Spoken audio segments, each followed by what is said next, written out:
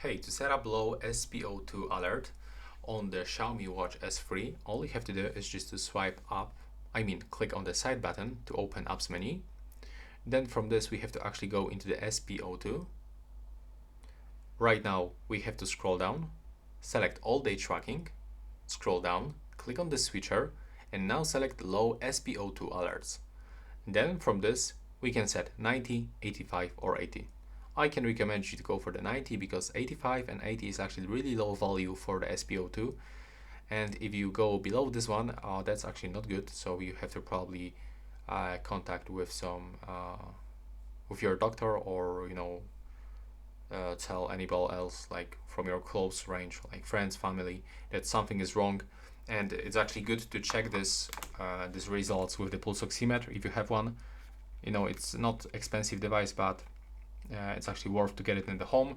So if you have this alert, just simply test your SpO2 on the pulse oximeter.